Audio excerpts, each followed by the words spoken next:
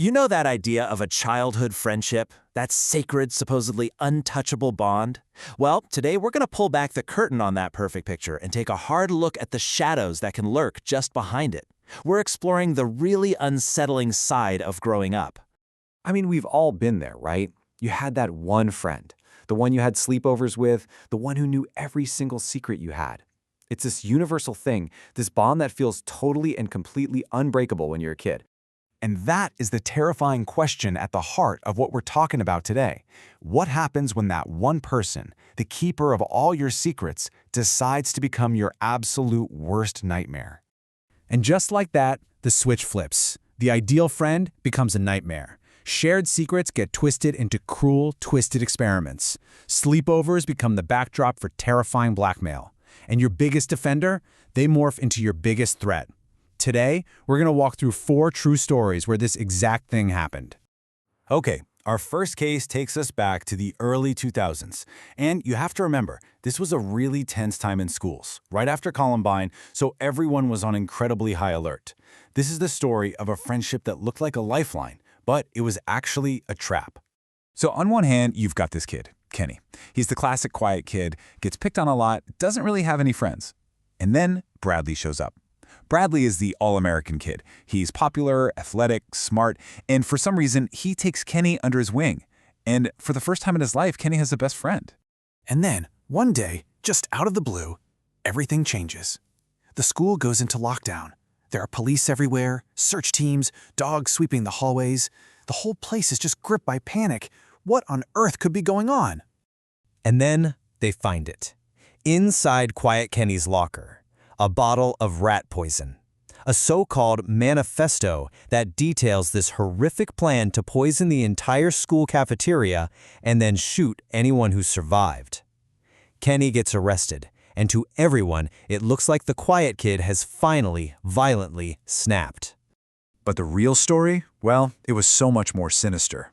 The investigation uncovered that Bradley was actually a diagnosed psychopath who had framed Kenny for the whole thing.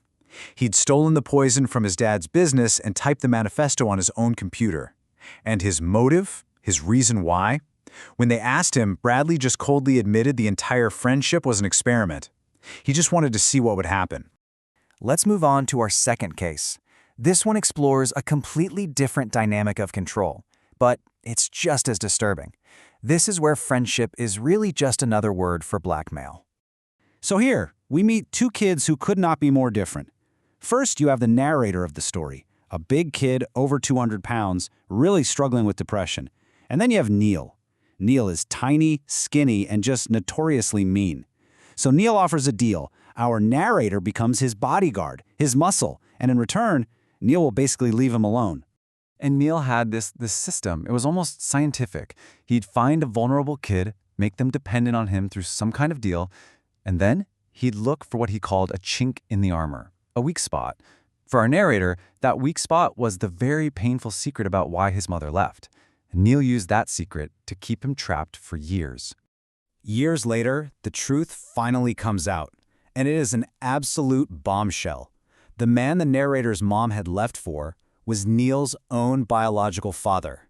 Neil knew this the whole time.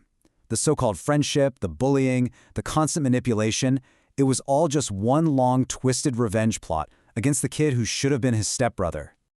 All right, our third story, this one shifts gears into something that's just plain bizarre. We're going to the summer of 1997. It's about a strange new kid and a game that went totally feral right at the edge of a giant sinkhole.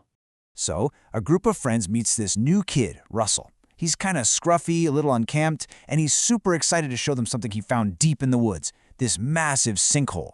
But to him, it's not just a hole in the ground. He calls it Salt City, this magical place where he claims to live, a place with free arcade games. At first, they just brush it off. You know, kids have wild imaginations. But things escalate. And I mean fast. Within minutes, his friendly little invitation turns into a demand. One of them has to jump in to activate the teleporter. And when they refuse, he just snaps. He goes completely feral, physically trying to drag one of the boys into the hole. To stop him, the narrator grabs a log and hits Russell, and he's knocked out cold. They run, and for the next 5 years, they live with this crushing, awful guilt, thinking they might have actually killed him. 5 whole years. And then, in high school, he's just there. He reappears. His explanation? He claimed he had heat stroke that day and felt this overwhelming, quote, strong pressing compulsion to get them into the sinkhole. An explanation that's honestly almost more disturbing than pure malice, and it left them forever haunted by that unexplainable pull of the abyss. Okay, our last story. This one is short, it's sharp, and it is absolutely bone-chilling. It's about how a totally normal childhood game, just roughhousing, can reveal a so-called friend's truly monstrous side. So the narrator was 15, and his older buddy was 17. They used to wrestle and play fight all the time, but the older kid was starting to get rougher, leaving real bruises. Then one day, what starts as just a normal hangout takes a terrifying turn. The older boy sits on his chest, and it becomes very clear, very fast, this isn't a game anymore. He puts both hands around the narrator's neck, and he squeezes. And as the narrator is being strangled, literally unable to breathe, he looks up into his friend's face. And the most terrifying part? His friend was just laughing and smiling. This wasn't a game. It was a test of power, and he was enjoying it with pure sadistic glee. So, after hearing these 4 stories, what are we left with? Well, we see that the monsters we all fear as adults, they don't just appear out of thin air.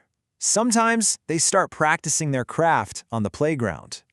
Because these aren't just isolated incidents of kids being cruel, right? When you look at them together, you see a clear pattern of darkness emerge. You see calculated psychological experiments. You see long-term blackmail that's rooted in family betrayal. You see these bizarre feral impulses. And you see sadistic tests of power disguised as simple fun. And that brings us to the single most chilling takeaway from all of this. It's the idea that the capacity for profound evil, well, it doesn't have an age requirement. Human monsters don't wait until they're all grown up. They start young, and they hone their skills on the very people who trust them the most. Which leaves us with one final, very unsettling question to think about. I want you to take a second, think back to those childhood photos, those shared secrets, and ask yourself, who was your best friend, really?